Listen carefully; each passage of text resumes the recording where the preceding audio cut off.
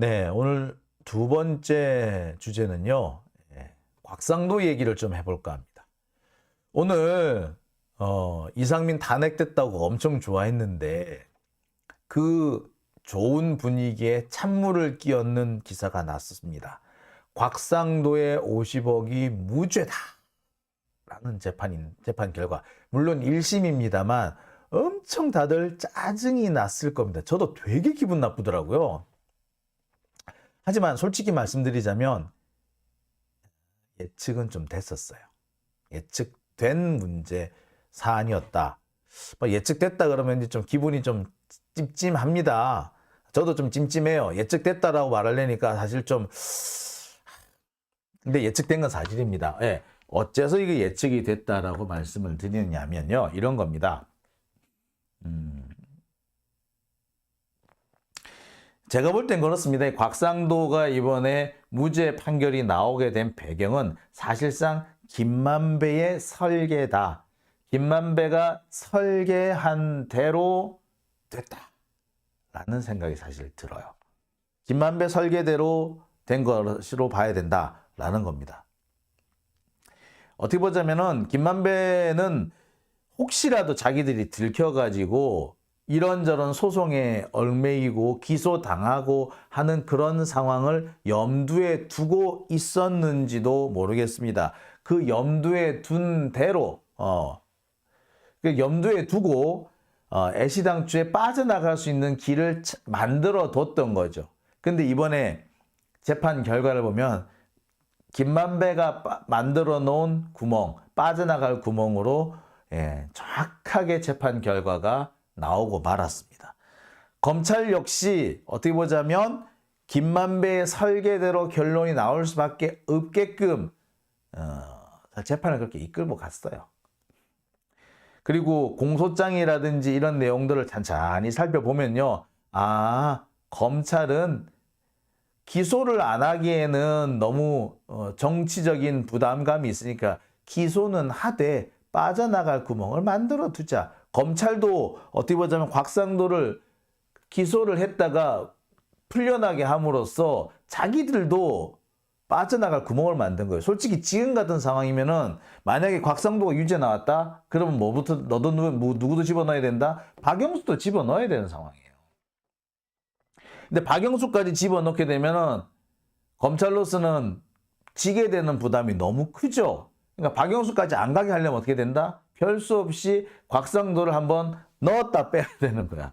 그러니까 넣었다 빼면서 빠져나올 수 있게끔 공소장도 그렇게 만들고 재판도 그렇게 진행하게끔 만들어 둔 겁니다. 그래서 제가 이렇게 썼어요. 김만배 설계대로 된 것이고 피처링 검찰의 봐주기. 검찰의 방조? 라고 볼 수 있을 것 같습니다. 뭔 얘기인지 지금 하나씩 풀어드릴게요. 오늘 재판 결과는 이겁니다. 곽상도의 아들이 받은 50억 원, 왜 산재니 퇴직금이니 합쳐가지고 50억 받았다? 요거 뇌물로 보기 어렵다! 라는 것이 오늘의 재판 결과 핵심입니다. 왜 이런 판결이 나왔느냐? 그 조금 이따 설명을 드리고요. 다만 50억은 뇌물이 아닌데 정치 자금으로 받은 돈 요거는 문제가 있다. 그래서 벌금 800만 원이 나옵니다. 그러니까 곽상도는 이게 확정이 될 경우에는요. 향후 5년 동안 국회의원에 나설 수가 없게 됩니다. 자, 근데 항소심 되면 이것도 좀 떨어지지 않겠습니까? 근데 보통 이게 벌금이 정치자금법 위반으로 벌금 100만 원 이상이 나오면은 그렇죠. 할 수가 없죠. 피선거권이 박탈이 되죠. 그러니까 800만 원이 나왔다는 것은 피선거권은 박탈됩니다. 향후 5년 동안 나올 수 없는 거죠. 여하튼 간에 그렇다 하더라도 곽상도의 아들이 받은 50억 원은 뇌물이 아니다. 뇌물로 보기 어렵다는 것이 판단의 근거입니다. 아울러서 곽상도에게 정치자금을 준 혐의로 남욱은 역시 벌금 200만 원 나왔고요. 그리고 김만배는 그냥 무죄를 받았습니다. 그러니까 김만배는 어떻게 보면은 정말 잘 짠 거야, 이 구조를. 제가 보면서 야 정말 솔직히 처음 나올 때부터 야 구도 잘 짰다 이거 유죄 나오기 힘들겠다. 검찰이 적극적으로 나서준다면 유죄가 나올 수도 있겠는데 검찰이 절대 그럴 리가 없거든. 그렇다고 본다면 아 안 되겠다 무죄 나오겠구나 라고 솔직히 좀 생각을 했던 부분이 있습니다. 예. 근데 아니나 다를까 그 생각 예측대로 돼 버렸다는 점에서 좀 씁쓸해요. 자, 재판부도요 솔직히 말해서 의심스럽다고 판단은 했습니다. 곽상도 아들이 50억씩이나 받았다? 이거 아무리 봐도 정상적인 돈은 아니다. 곽상도 아들의 나이와 경력, 객관적인 건강 상태, 직무 등을 고려할 때 이례적으로 과다하다 50억 원은. 솔직히 말해서 곽상도 아들 얘가 뭔데 50억씩이나 준다고? 그렇다고 얘가 죽었냐? 아니면 그렇다고 뭐 어디 불구라도 됐냐? 아니잖아. 그리고 얘가 뭐 엄청나게 어려운 일 했어? 돈을 많이 받았어? 월급을 많이 받았어? 아니잖아. 근데 왜 50억씩이나 받아? 그럼 뭔가 이상한 돈인 건 맞아. 의심스러워. 그런데 무죄래. 아이씨 뭐야? 그래서 실제로 보면 이 재판부 설명 자료에도 보면 그런 내용이 있어요. 아들을 대리인으로 해가지고 뇌물을 받은 게 아니냐라는 의심 분명히 존재한다. 아 그렇게 의심을 할 수밖에 없어. 의심이 드는 건 사실이야. 아무리 생각해도 이상해. 이상한데 뭐라고? 검찰이 입증을 못했다. 검찰이 지할 짓을 안 했다는 얘기지. 검찰이 지할 짓만 제대로 했었어도 좀 적극적으로 했었어도 유죄가 나왔을 수도 있는데 아무리 봐도 검찰이 지금 입증하려고 하는 것만 가지고는 아닌 것 같아 라고 이렇게 하고 있어요. 그러니까 한편으로 보자면 뭐다? 이건 사실 검찰이 똑바로 못한 거야 라는 얘기가 여기에서 나온 거나 다름이 없어요. 그러니까 여기 보면은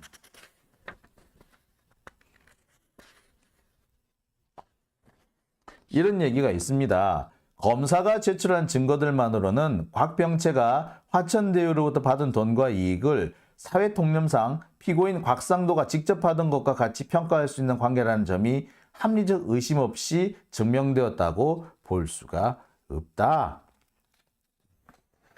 의심할 부분은 있는데 도저히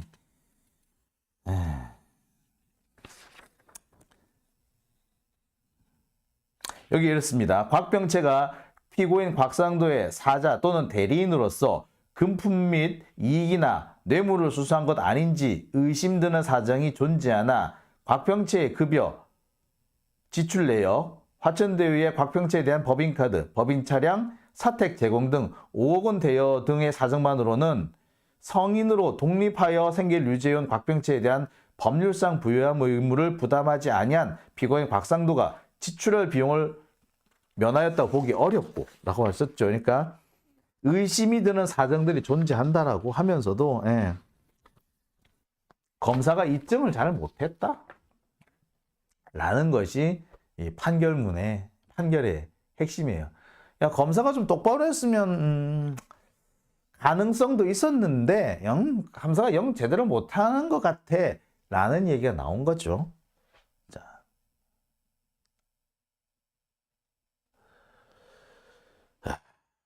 하나하나 예를 좀 들어보겠습니다.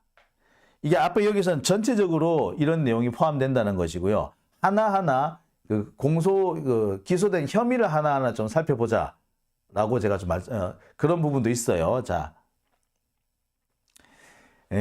곽상도의 혐의는 크게 세 가지입니다. 하나은행 컨소시엄이 화천대유, 하나은행이 화천대유가 만들어 놓은 그 컨소시엄, 그 성남의 뜰이죠. 이 성남의 뜰 컨소시엄에서 이탈하는 것을 곽상도가 막아줬다. 돈을 받고 알선수재 혐의입니다. 알선수재는 뭐냐면 공무원이 자기 직무는 아니지만 다른 공무원의 직무와 관련해 가지고 내가 해결해 줄게. 내가 쟤한테 얘기해 가지고 해결해 줄게. 라고 하는 것이 알선수재예요. 뇌물죄하고는 조금 다릅니다만 알선수재라고 합니다. 그러니까 뭐냐면 국회의원인 곽상도가 이 하나은행, 그 은행 금융기관도 보면 이게 거의 이제 금융기관의 경우도 이게 뇌물죄가 비슷하게 적용이 됩니다. 예, 금융기관하고 공무원 뭐 이런 같이 좀 치는 게 있어요. 그러니까 공무원인 곽상도가 금융기관 종사원한테 너 이 화천대유로부터 이탈하지 마 라고 압력을 행사하고 그 대가로 돈을 받은 게 아니냐라는 거예요. 자, 이게 첫 번째 혐의가 있고요. 또 다른 혐의는 뭐다? 곽상도는 자기 스스로 국회의원이죠.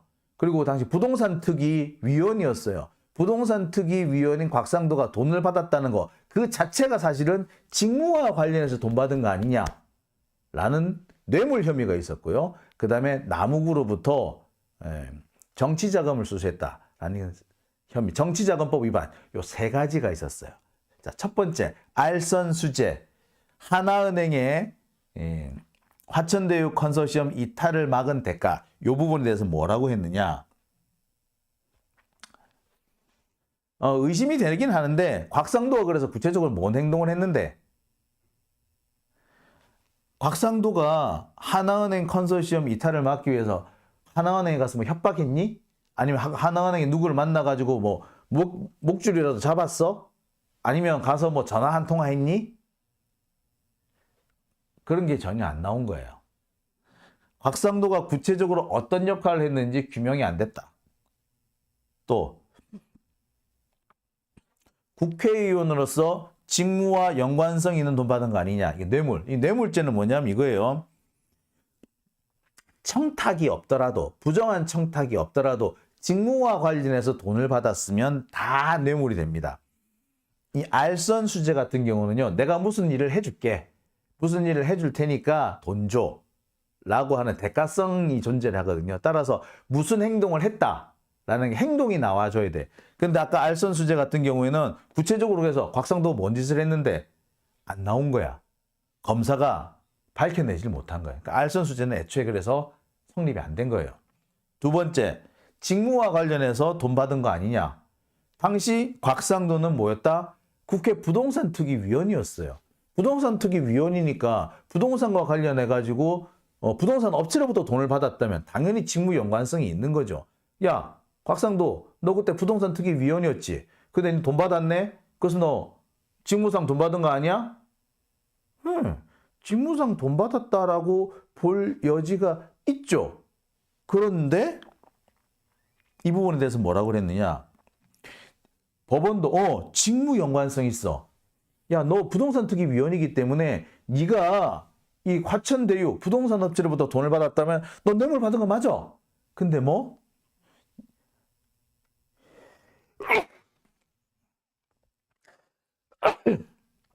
죄송합니다. 돈을 받기는 받았는데 곽상도가 받은 게 아니라 곽상도 아들이 받았잖아. 곽상도 아들이 받은 돈을 곽상도가 받은 돈이라고 할 수 있어? 더군다나 곽상도 아들은 이름이 결혼까지 해가지고 독립적으로 생계를 유지하고 있는데 곽상도 아들이 받은 돈을 어떻게 곽상도의 돈이라고 할 수 있어? 없잖아. 곽상도 아들의 돈을 곽상도의 돈이라고 볼 수 있는 증거가 있니? 없잖아. 자, 검찰이 조국이었으면 어떻게 했을까, 이게? 만약에 조민이 이렇게 많은 돈을 받았다. 당장 카톡 깠겠지? 응? 이번에 지금 조민 씨랑 우리 조국 가족이 했던 거 카톡 까가지고, 그 카톡을 근거로 해가지고 노한중 교수한테 받은 장학금이 뇌물이라는 식으로 몰고 갔잖아요. 예? 곽상도도 아들하고 주고받은 카톡 까지 뭐. 카톡을 깠으면 증거가 나왔을란지도 모르는 거 아닙니까? 근데 카톡 안 깠네? 예. 사실 법원이 이렇게 판단하는 거 맞아요. 아들한테 준 돈인데 그 아들한테 준 돈이 아버지한테 준 돈이라고 뭔 근거로 그렇게 할 수 있어? 근거가 있어? 없어! 따로따로 생계를 유지하고 있는데 어떻게 아들한테 준 돈을 아빠한테 준 돈이라고 같이 생각할 수 있지? 그 연관시킬 수 있는 다른 증거가 나와야 줘야 돼요.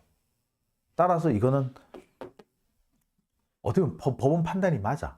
근데 여러분 여기서 중대한 단점이 하나 있어요. 예. 제가 여기에서 이 부분에서 아, 김만배가 만들고 검찰이 몰고 간 탈출구가 여기 있구나. 그 다음에 라고 제가 생각이 들었어요. 야, 이거 만배형이 만든 탈출구인데, 야, 잘 막았는데? 라는 생각이 들더라고요. 왜? 저는 이 부분에서, 아들한테 준 돈이라고 해가지고, 곽상도가 빠져나갈 수 있게끔 만든 시당초 이거는 만배형의 작품이구나. 만배형의 손길이구나라는 생각이 들었어요. 사실 처음 50억 클럽을 설계할 때부터 직접 주는 게 아니라 자식들한테 주면은 처벌을 피할 수 있다라고 생각을 한 것 같아. 실제로 보면 박영수도 보면 딸이 들어와가지고 돈을 받는다고. 그죠? 그러니까 애시당초에 다른 사람을 채용해서 가족 중에 누구 하나를 채용해가지고 그 사람한테 돈을 주는 방식으로 해가지고 돈이 빠져나갈 수 있는 처벌을 피할 수 있는 길을 만들어 놓은 거예요. 이 김만배의 작품이에요. 이거는 어떻게 보자면 변호사들도 잘 알겠지만 빠져나갈 구멍을 이렇게 설계를 하는 거는 기자들이 더 잘할 수도 있어. 왜? 판결문을 보면요. 야, 요렇게 해서 빠져나가네가 되거든.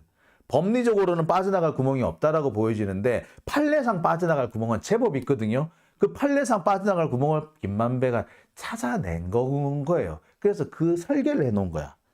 그래서 빠져나간 거고 검찰은 이 빠져나갈 구멍을 막아야 되는데 안 막은 거지. 여기에 빠져나갈 구멍이네. 빠져나갈 겸 냅두자 한 거죠. 만배형이 뚫어놓고 검찰이 봐주고 라고 해서 그 길로 곽상도는 빠져나간 겁니다. 유유히. 또 한 가지는 뭐냐면요. 아까 하나은행 알선수재 혐의에서도 보듯이 분명히 곽상도가 영향을 미친 게 맞아. 맞는데 그래서 구체적으로 뭘 했는데 그게 없는 거야. 뭐 전화를 한 통화 했다든가 찾아갔다든가 문자를 보냈다거나 이런 게 나와 있어야 되거든. 없어. 언제 누구를 만났다? 솔직히 애매해. 그러니까 어찌 된다? 곽상도가 눈에 띄게 관여를 했다라는 증거가 없어지는 거예요. 그래서 각종 뇌물 정황이 있는데도 유유히 빠져나간 겁니다. 빠져나갈 구멍을 처음부터 설계를 해 놓은 거죠. 그런데 솔직히 말하자면 이것도 검찰의 방조, 검찰의 직무유기가 없었다면은 빠져나갈 수 있는 길이 아니에요. 검찰이 이걸 막으려고 했으면 얼마든지 막았을 겁니다. 검찰이 막으려고 했으면 막을 수 있었다. 뭔 근거로 그렇게 생각을 하시나요? 자, 요겁니다. 저는 이게 검찰의 대놓고 봐주기라고 생각이 들어요. 자, 법원은 의심스럽지만 아들 돈이다. 무죄를 선고를 했죠. 그러면서 직접 받은 돈이라는 증명이 되지 않았다라고 판단을 했어요. 자, 그런데 아들이 받은 돈이라고 해도 처벌할 수 있는 길이 있어요. 있습니다. 아들이 받았지만 이거는 뇌물이 맞다라고 하는 판결이 나온 바도 있어요. 어떻게? 제3자 뇌물죄로 기소했으면 되는 겁니다.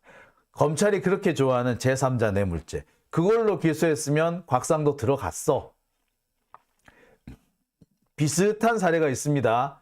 정옥근 전 해군 참모총장 사건에서 대법원이 그렇게 판단을 했어요. 정옥근 전 해군 참모총장도 어쨌다? 아들의 요트 회사에 7억 5천만 원을 준 혐의로 기소가 됐었어요. 그런데 검찰은 처음에 이거를 뭘로 했다고? 뇌물죄로 기소를 했었어요. 그런데 법원이 뭐라고 했다? 대법원이 뭐라고 했다? 제3자 뇌물죄로 기소를 했었어야 한다. 라고 했던 겁니다. 그래서 파기환송을 해버렸어요. 자, 아들이 돈 받았다이? 근데 제3자 뇌물죄로 기소를 했어야 한다라고 대법원이 판결을 내린 바 있어요. 그러면 이번 것도 곽상도도 제3자 뇌물로 했었어야지. 그랬으면 곽상도도 걸려들었어요. 아니, 판례가 있잖아. 이렇게 멀쩡한 판례가 있잖아. 근데 이 멀쩡한 판례가 있는데 안 한 거죠. 검찰이 안 한 거지. 이 판례대로 안 한 거지. 판례가 없다면 모르겠어. 판례가 있잖아. 거의 똑같죠. 아들이 돈을 받았고 그 아들이 돈 받았는데 검찰은 처음에는 뇌물죄로 기소를 했다가 나중에 뭘로 바꿨다? 제3자 뇌물죄로 하라 그래가지고 실제로 제3자 뇌물죄로 바꿔서 정옥근 해군참모총장 징역 4년 선고받아요.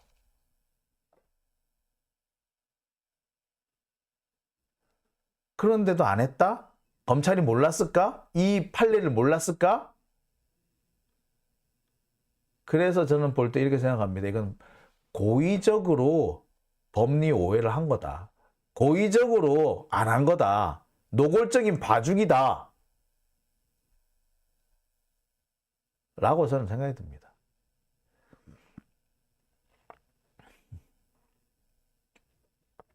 동시에 이런 부분도 있어요. 재판부 설명절에 보면 이런 내용도 있습니다. 이 두 가지를 자세히 볼게요. 김만배가 곽병채에게 성과급으로 지급한 돈이 공소사실 기재의 알선과 관련이 있다거나 그 대가에 해당한다고 보기 어렵다. 그러면서 뭐라고 했다? 김만배가 성남의 뜰 컨소시엄 유지를 위해 곽상도에게 도움을 요청하였다거나 곽상도가 김만배의 요청에 따라 하나금융지주에 영향력을 행사했다고 보기가 어렵다. 그럴 만한 사실관계나 증거가 나오지 않았다는 거죠. 그러니까 하나는 법리적으로 제3자 뇌물죄를 적용을 했어야 되는데 적용 안 했다 이거야. 고의적으로 장난질 법리 오해를 한 거고, 또 한 가지는 뭐 사실관계를 일부러 제대로 안 밝힌 거야. 곽상도가 하나은행에 어떤 짓을 했는지 이 부분을 제대로 확인을 안 하고, 아니 확인했는데 제대로 기재를 안 한 거예요. 이건 뭐다? 고의적으로 공소유지를 포기를 한 거란 말이에요. 무죄 판결을 유도한 겁니다. 두 가지가 있어요. 제가 설명한 게 두 가지입니다. 검찰은 무죄가 나오게끔 하려고 제3자 뇌물죄로 기소를 했어야 되는데 그걸 고의로 그냥 뇌물죄로 기소를 했어. 그 다음에 알선수재 부분은 구체적으로 내가 무슨 행동을 할 테니까 너 나한테 돈을 줘 라고 했었어야 되는데, 그렇게 입증이 돼야 되는데 무슨 행동을 했다라는 증거가 없는 거야. 그러니까 둘 다 무죄가 나오는 거죠. 이 두 가지 모두 어떻게 보자면 김만배가 설계를 해놓은 설계도에 있는 겁니다. 김만배의 설계도에 있는 거고, 이 설계대로 재판이 진행되게끔 검찰이 몰고 가준 거죠. 알선수재 부분에서는 구체적인 행위를 기재를 안 하고, 뇌물죄 부분은 이 뇌물죄가 아니라 제3자 뇌물죄였어야 되는데 제3자를 빼고 해버린 거고. 그래서 저는 이렇게 생각이 들어요. 이거는 김만배 각본 검찰 감독의 대국민 사기극이다.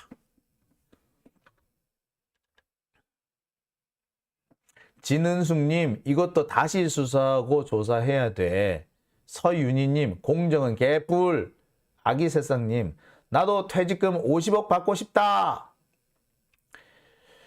자, 항소할 때 기소사실 변경할 수 있는, 이게 기소사실 공소장 변경이라 그러죠. 공소장 변경을 하는 게 맞아요. 공소장 변경을 해서 하는 게 맞는데 공소장 변경을 안 하겠죠? 예, 제가 볼 때는 이거는 전형적으로 제3자 뇌물로 가는 게 맞았어요. 그리고 기소를 할 때도 제3자 뇌물죄를 뇌물죄를 하더라도 제3자 뇌물죄를 예비적 공소사실에 포함을 시켜야 돼. 주의적 공소사실과 예비적 공소사실 이렇게 있는데 이게 예비적으로라도 이게 같이 기소를 했었어야 되는데 안 한 거죠. 그러니까 고의적으로 검찰이 무죄가 나오게끔 유도를 한 거예요. 이건 100%예요, 100%. 제가 설명한 내용 이거 법조인이라면 모를 사람이 없어요. 여러분들이 보통 일반 사람들은 제3자 뇌물죄를 했었어야 돼? 뇌물죄가 아니고?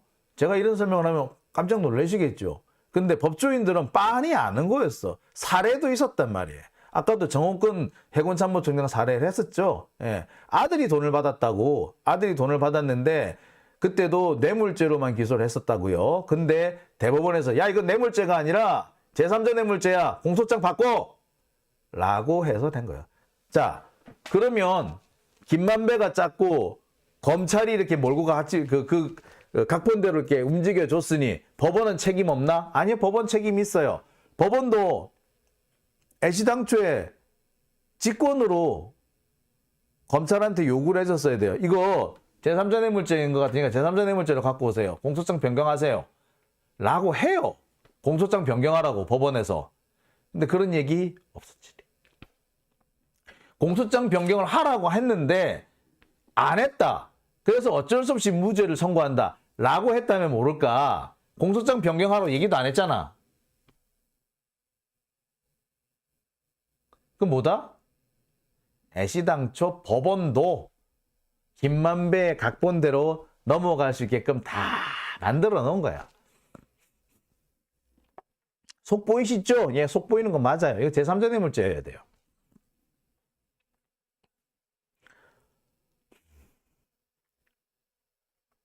서윤희님, 서로 짝짝꿍, 네. 가을 영양제님, 눈치 봤거나 판세들. 네.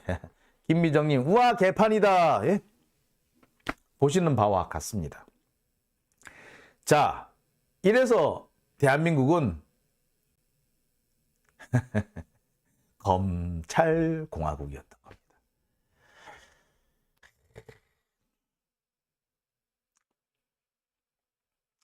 참, 여러분 제가 이 얘기 드리니까 되게 황당하죠. 야, 진짜 김만배 설계대로 됐네.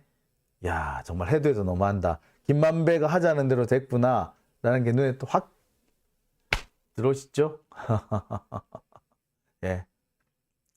열받지만 사실입니다. 이게. 그러니까 검찰하고 김만배가 짰고 법원도 지할 짓 안 하고 그래서 무죄가 나오게끔 한 거예요. 이건 제3자 뇌물죄입니다. 진짜. 그러니까 이게 법꾸라지들이라는 말이 여기에서 나오는 거예요. 진짜 법 좀 안다고 국민들을 통째로 바보 취급을 하고 있는 겁니다. 법 좀 아는 것들이 법을 악용해서 국민들을 바보 취급을 하고 있다. 막 그 상황입니다. 예, 뭐. 참, 그렇죠. 열받는다, 그죠? 생각하면 열받죠. 여러분들 진짜 눈 뜨고 코 베인 느낌 들지 않으세요? 눈 뜨고 코 베인 거 맞습니다. 자, 여기까지 두 번째 주제 하고요. 세 번째 주제로 넘어가 보겠습니다.